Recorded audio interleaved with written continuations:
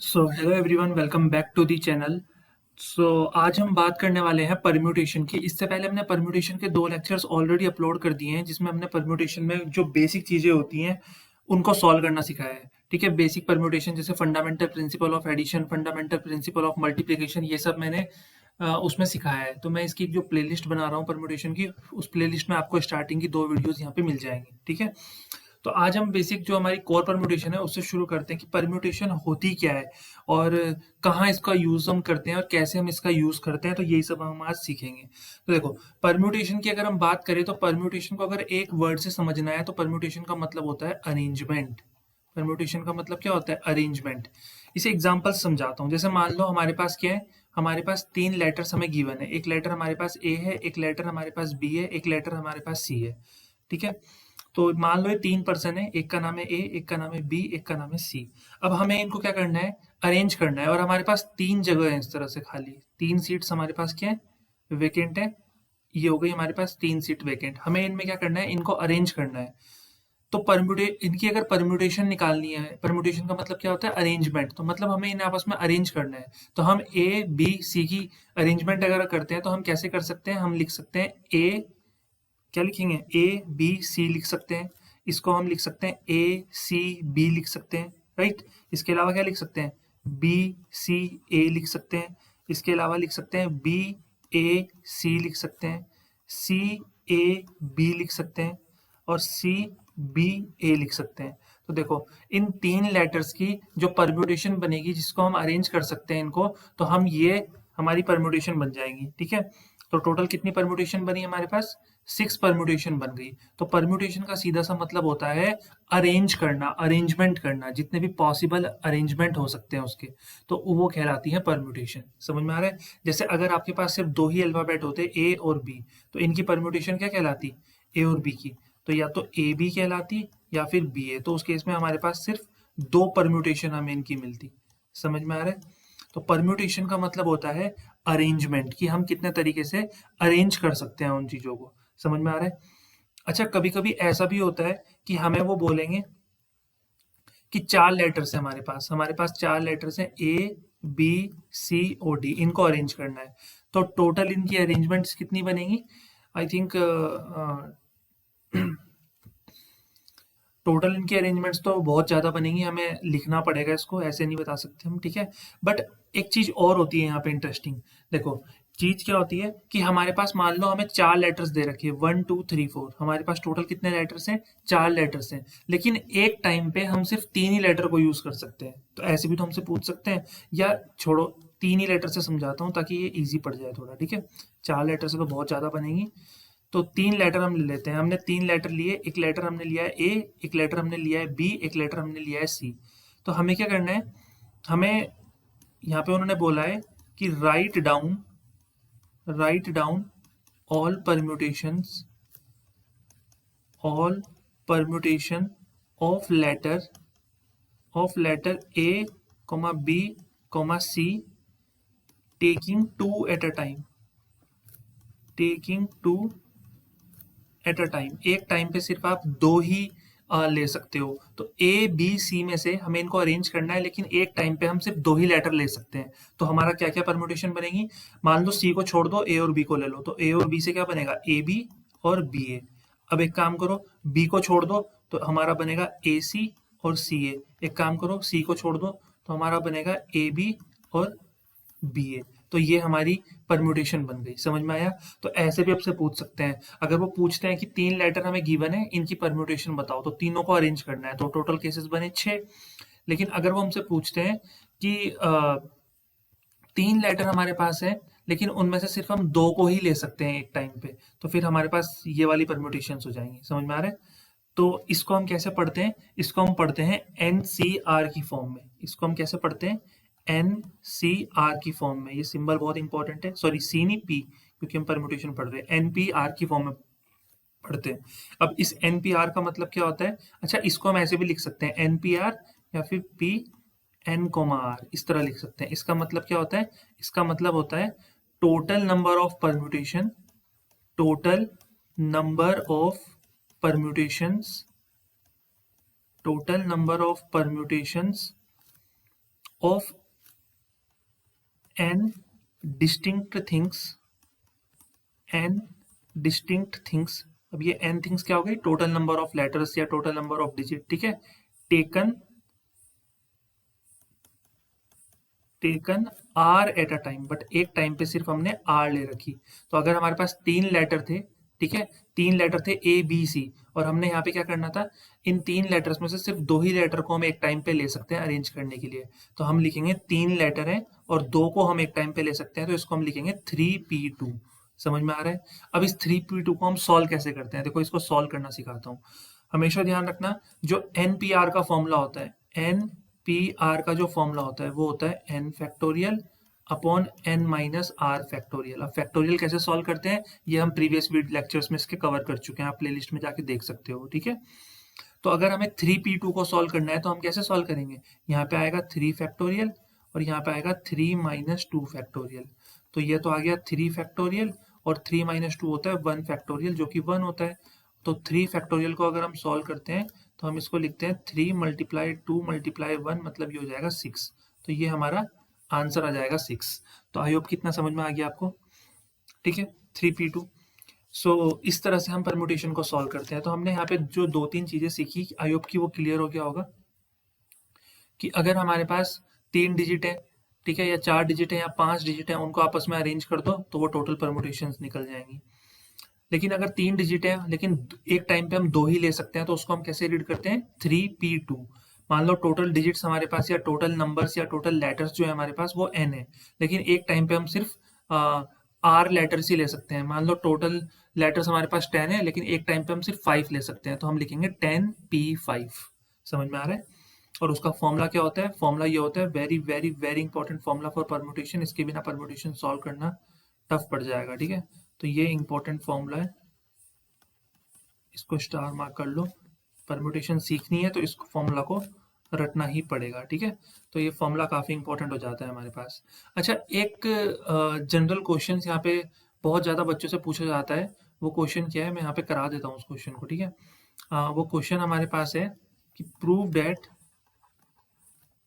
That 0 factorial is equals to 1। Question बहुत बार पूछा जाता है कि 0 फैक्टोरियल की वैल्यू कितनी होती है। तो 0 फैक्टोरियल की वैल्यू अगर आपको निकालनी है कितनी होती है, तो वो 1 होती है।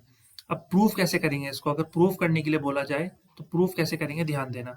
देखो हमारा फॉर्मूला क्या होता है, पी एन कोमा आर या एन पी आर, इसको हम कैसे लिखते हैं, n factorial upon n minus r factorial, ये लिखते हैं ना।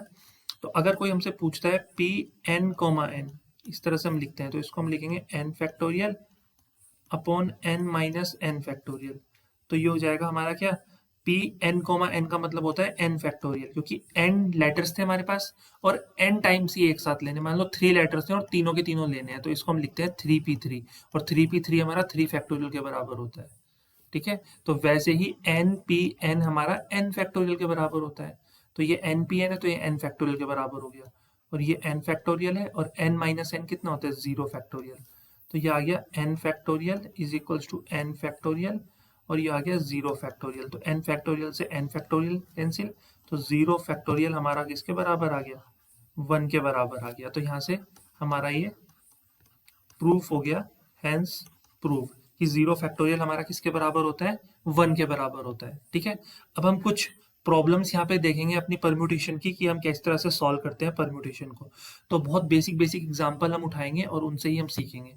तो जैसे हमारा पहला क्वेश्चन है कि 15p3, इसको अगर आपको सॉल्व करना है तो आप कैसे सॉल्व करोगे, तो फॉर्मूला क्या सिखाया मैंने, सबसे पहले लिखते हैं 15 फैक्टोरियल और फिर लिखते हैं 15 माइनस 3 फैक्टोरियल। तो यहाँ पे आएगा 15 फैक्टोरियल और 15 माइनस 3 कितना होता है, 12 फैक्टोरियल। तो ये हो जाएगा 15 इंटू 14 इंटू 13 इंटू 12 फैक्टोरियल, और अपॉन में कितना आएगा, 12 फैक्टोरियल। तो 12 फैक्टोरियल से 12 फैक्टोरियल कैंसिल, तो ये 15 इंटू 14 इंटू 13, ये कितना होता है, 15 225, तो 225 210 273 0, तो 2730 हमारा इसमें आंसर आ जाएगा। क्लियर है 15p3 किस तरह से सॉल्व करते हैं। तो इस तरह के क्वेश्चन आपको देखने के लिए मिलेंगे। चलिए नेक्स्ट क्वेश्चन देखते हैं। नेक्स्ट क्वेश्चन मान लो आपको इस तरह से देंगे, if p n, 4 is equals to 20 multiply p n comma 2, then find n, n की वैल्यू निकालनी है। तो उस केस में क्या होगा, तो उस केस में हमेशा ध्यान रखना पी एन कोमा 4 हमारा किसके बराबर होता है, इसको हम लिखते हैं एन पी 4 के बराबर, है ना। और ये हो जाएगा 20 मल्टीप्लाई, और ये पी एन कोमा 2 है तो इसको एन पी 2 लिखते हैं। अब एन पी 4 है तो एन पी 4 को सॉल्व करने का तरीका क्या होता है, n factorial upon n minus 4 factorial is equals to 20 multiply, ये हो जाएगा n factorial upon n minus 2 factorial. तो एन फैक्टोरियल से एन फैक्टोरियल कैंसिल हो जाएगा यहाँ पे।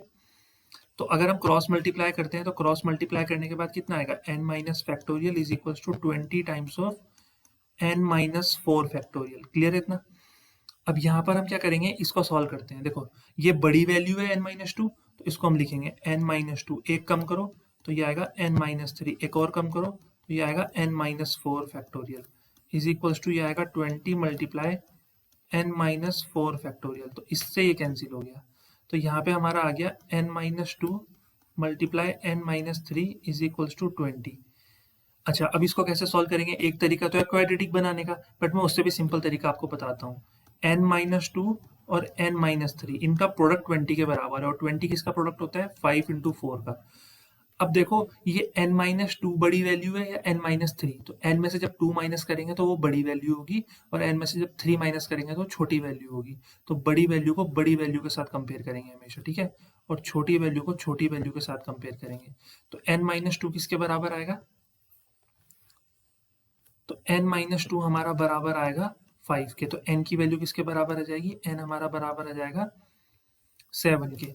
तो यहाँ से हमारा n बराबर आ गया 7। तो इस तरह से हम अपने क्वेश्चंस को सॉल्व करेंगे जो हमें क्वेश्चंस गिवन होंगे, ठीक है।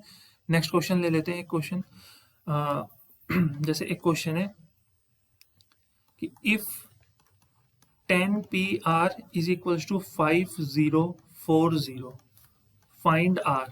तो R की वैल्यू बताओ कितनी होगी। तो इस परम्यूटेशन को के फॉर्मूला को जो हमें दे रखा है इसको सॉल्व करना है। तो इसको सॉल्व कैसे करेंगे, 10 PR को क्या लिखते हैं, 10 factorial upon 10 minus R factorial. ये हमें किसके बराबर है, 5040 के बराबर दे रखा है, ठीक है। तो इसको हम सॉल्व करना सीखते हैं सबसे पहले। तो देखो जैसे ये 5040 है, इसको थोड़ा ब्रेक करते हैं। तो इसको हम क्या लिख सकते हैं, इसको हम लिख सकते हैं 10 factorial upon 10 minus R factorial is equals to, इसको हम लिखते हैं 504 इंटू 10। अब 504 को जरा हम सॉल्व करते हैं, ठीक है, कितना आएगा ये 504, तो किससे कैंसिल हो सकता है, 3 3 2 2 सा 2 5 सा 2 से तो हो सकता है, 2 2 सा 4 2 5 सा और 2 2 सा। अब ये जाएगा 2 1 सा 2 2 सा 4 2 6 सा 2 6 सा 2 3 सा। अब ये 3 2 सा 3 1 सा। अब ये 3 7 सा। तो इसको ब्रेक करते हैं। देखो एक नंबर हमारे पास 10 है, ठीक है, कोशिश ये करनी है कि 10 के बगल अगर कॉन्जिक्यूटिव नंबर मिल जाए हमें। तो 7 ये है यहाँ पे, ठीक है, और ये 3 2 जा कितना हो जाएगा, 6 हो जाएगा, और ये 3 2 2 जा 4 12। बट ऐसे बात नहीं बनेगी। हाँ ये हो सकता है कि ये 3 इंटू 3 9 हो जाए, और ये 2 इंटू 2 इंटू 2 कितना हो जाए, 8 हो जाए। तो बेसिकली देखो मैं क्या कहना चाहता हूँ, मेरी बात समझना। मैं ये कहना चाह रहा हूँ कि जैसे हमारे पास 10 factorial upon 10 minus R factorial है, तो एक नंबर तो हमारे पास ये ऑलरेडी है, क्या, 10। अब 504 को जब मुझे ब्रेक करना है तो 504 को मैं लिख सकता हूँ, 504 को किसके बराबर लिख सकता हूँ, ये 3 इंटू 3 कितना हो जाएगा, 9। फिर ये 2 इंटू 2 इंटू 2 कितना हो जाएगा, 8, और ये मल्टीप्लाई हो जाएगा इसमें 7। तो 9 इंटू 8 इंटू 7, ये लिख दो 9 इंटू 8 इंटू 7, ये आ गया। और अपॉन में तो कुछ नहीं है यहाँ पे, ठीक है, इतना आ गया। इतना समझ में आया। देखो इसको सॉल्व करने का तरीका, वैसे तो आप इसको सॉल्व सिंपल भी कर सकते हो कि इसको 10 लिखोगे, ठीक है। फिर देखो मैं सिंपल तरीका बताता हूँ, 10 9 8 7 हो गया। अब इसको कैसे सॉल्व करोगे फर्दर, तो इसको सॉल्व करने की एक ट्रिक बताता हूँ। 7 के बाद क्या लिखो, 6 फैक्टोरियल से मल्टीप्लाई और 6 फैक्टोरियल से डिवाइड कर दो। सोच के देखो, 6 फैक्टोरियल से मल्टीप्लाई किया मैंने और 6 फैक्टोरियल से मैंने क्या कर दिया, डिवाइड कर दिया। ऐसा मैंने क्यों किया, क्योंकि 5040 को मैंने लिखा 10 इंटू 9 इंटू 8 इंटू 7, बस इतना लिख दिया। लेकिन फिर मैंने 6 फैक्टोरियल से मल्टीप्लाई और 6 फैक्टोरियल से ही डिवाइड किया। ऐसा क्यों हुआ देखो, कि ये 10 factorial upon 10 minus r factorial है। अब ये 10, 9, 8, 7, 6 फैक्टोरियल तक है, तो इसको हम लिखेंगे 10 फैक्टोरियल अपॉन, और ये आएगा 6 फैक्टोरियल। तो अब कंपेयर करो, 10 फैक्टोरियल से 10 फैक्टोरियल को कंपेयर करो, और ये 10 माइनस आर से 6 को कंपेयर करो। तो अगर कंपेयर करते हैं तो 10 माइनस आर किसके बराबर निकलेगा, 6 के बराबर। तो आर किसके बराबर आ जाएगा, 4 के बराबर आ जाएगा। यहाँ पे समझ में आ रहा है। तो आर जब हमारा 4 आ गया तो यही हमसे पूछा था, ये हमारा आंसर आ गया। देखो लॉजिक से कितना इजीली ये क्वेश्चन सॉल्व हो गया। अदरवाइज अगर ये लॉजिक आप नहीं लगाओगे तो फिर इस क्वेश्चन को सॉल्व करने में दूसरे तरीके से शायद ज़्यादा टाइम लग जाए आपको। तो इस तरह से भी आपने क्वेश्चंस को सोचना है कि सॉल्व करने का बेस्ट पॉसिबल वे क्या हो सकता है। तो इस तरह के क्वेश्चंस जो हैं वो आपको देखने के लिए मिलेंगे अपनी बुक्स में। सो कितना समझ में आ गया होगा। यहाँ पे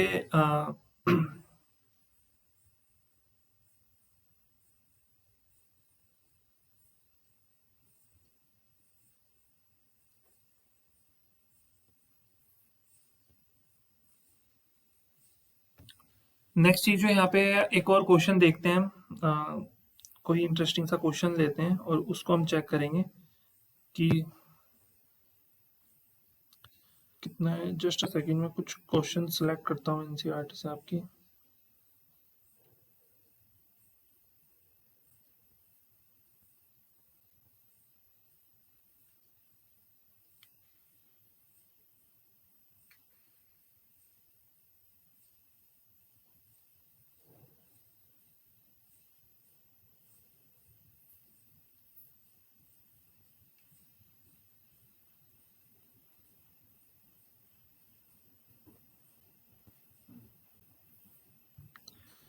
ओके कुछ क्वेश्चंस यहाँ पे हम उठा लेते हैं परम्यूटेशन के ही। वैसे तो बहुत इजी क्वेश्चंस दे रखे हैं परम्यूटेशन के आपकी बुक में। चलो तो अभी भी हम एक क्वेश्चन यहाँ से ले लेते हैं।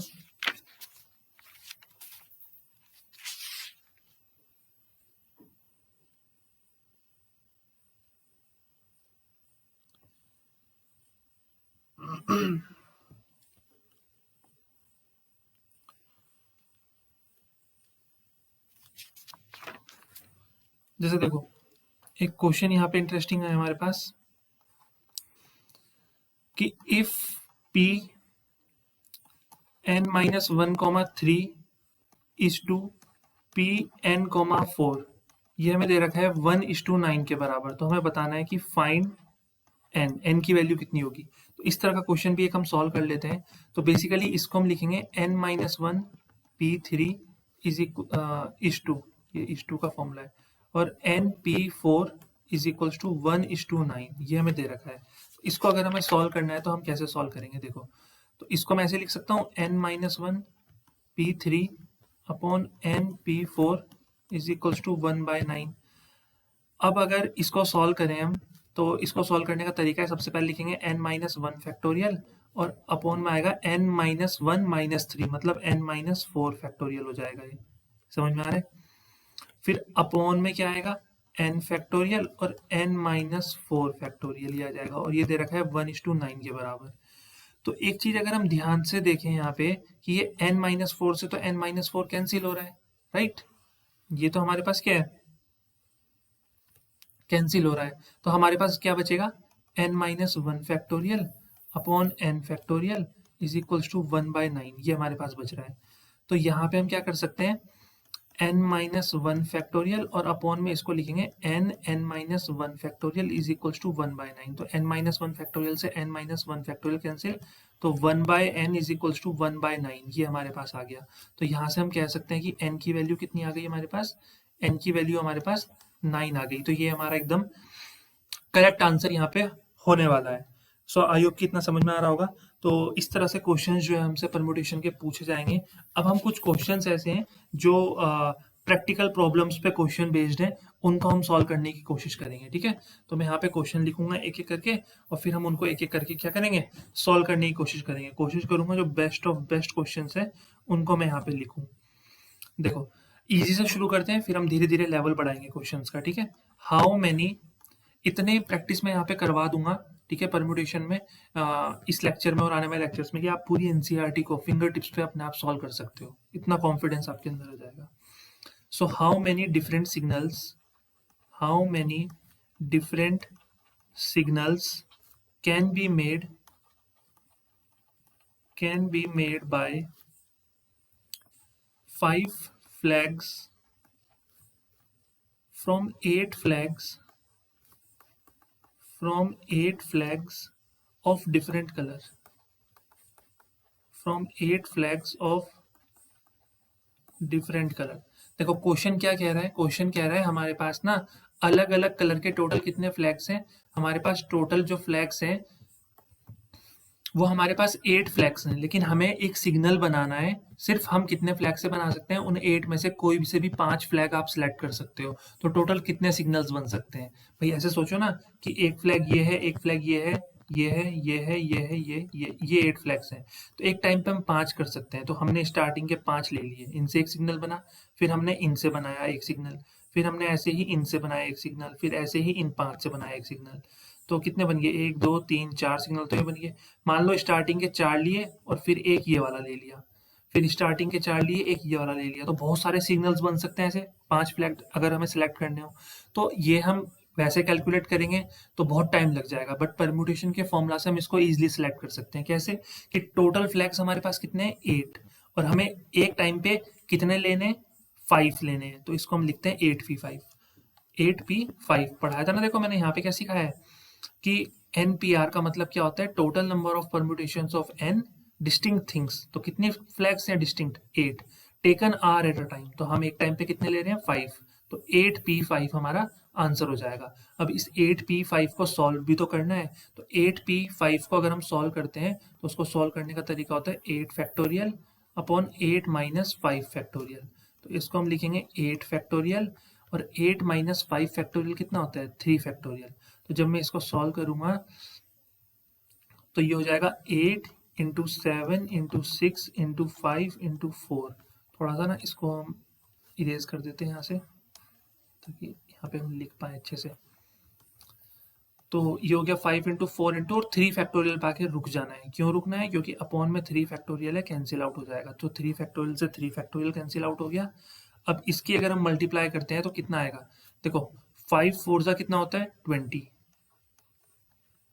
ठीक है। 7 8 जा कितना होता है, 56, और इंटू 6। अब 20 इंटू 6 कितना होता है, 120।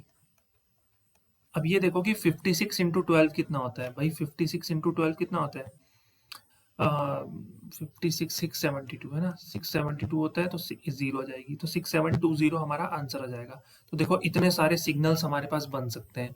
तो अगर एक एक करके हम बनाने लगते हैं खुद से सिग्नल, तो इतने 6720 सिग्नल बनाने में कितना टाइम लगता है, बट देखो फॉर्मूला से एकदम इसका आंसर आ गया। समझ में आ रहा है, इस तरह से जो है हम अपने क्वेश्चंस को सॉल्व कर सकते हैं। समझ में आ रहा है। अब हम नेक्स्ट क्वेश्चन पर बढ़ते हैं। धीरे धीरे हम क्वेश्चंस का लेवल भी इंक्रीज करेंगे, जिससे कि हमें बेनिफिट मिले क्वेश्चंस करने का। तो नेक्स्ट क्वेश्चन है कि 3 मेंस हैव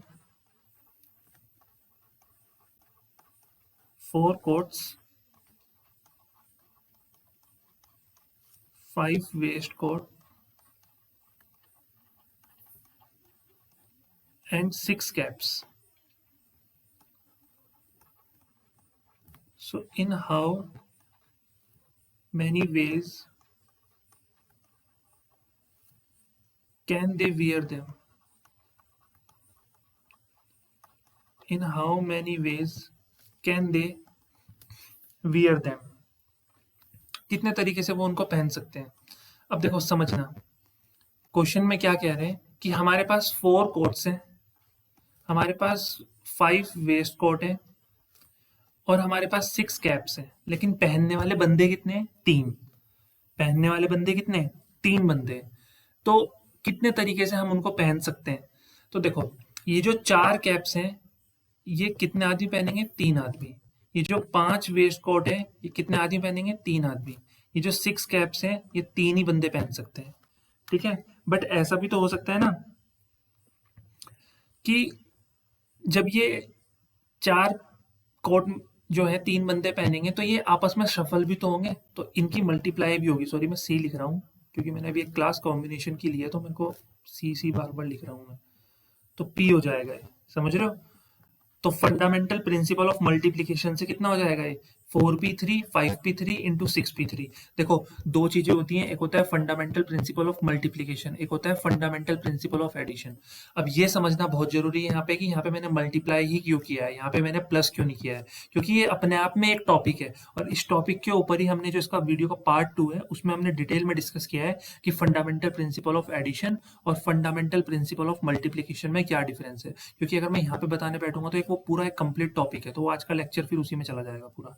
ठीक है, तो ये चीज आपको वहाँ पे प्रीवियस वीडियोस में देखनी पड़ेगी कि यहाँ पे मैंने मल्टीप्लाई क्यों किया। ये तो आपको समझ में आ गया कि 4p3 क्यों किया, 5p3 क्यों किया, 6p3 क्यों किया, बट मैंने प्लस की जगह ये मल्टीप्लाई क्यों किया, यहाँ पे प्लस क्यों नहीं किया। तो मैंने यहाँ पे फंडामेंटल प्रिंसिपल ऑफ मल्टीप्लीकेशन लगाया है, समझ रहे हो? तो अगर मैं इसको सॉल्व करता हूँ तो इसको सॉल्व करने का तरीका क्या होता है? 4 फैक्टोरियल अपॉन 4 माइनस 3 फैक्टोरियल, फिर मल्टीप्लाई, ये हो जाएगा 5 फैक्टोरियल अपॉन 5 माइनस 3 फैक्टोरियल, फिर ये हो जाएगा 6 फैक्टोरियल अपॉन 6 माइनस 3 फैक्टोरियल।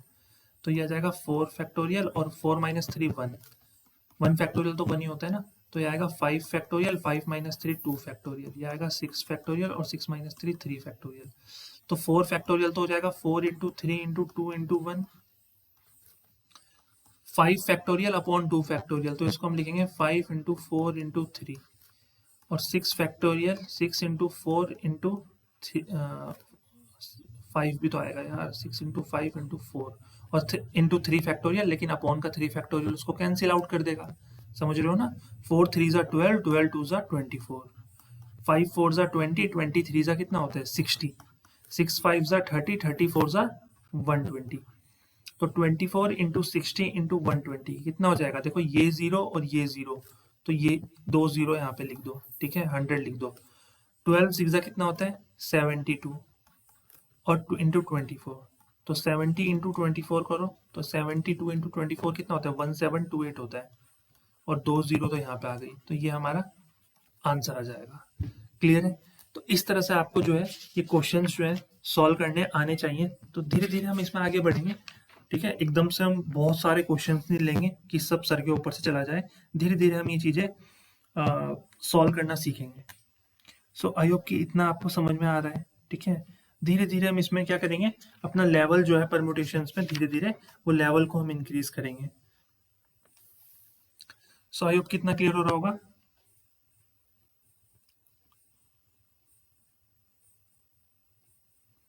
एक क्वेश्चन मैं और कराता हूँ, ठीक है? उस क्वेश्चन से जो है वो आपको समझ में आ जाएगा चीजें कैसे होंगी।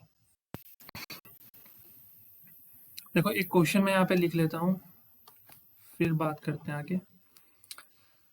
क्वेश्चन है हाउ मैनी, बहुत अच्छा क्वेश्चन है, how many 4 digit number, how many 4 digit number are there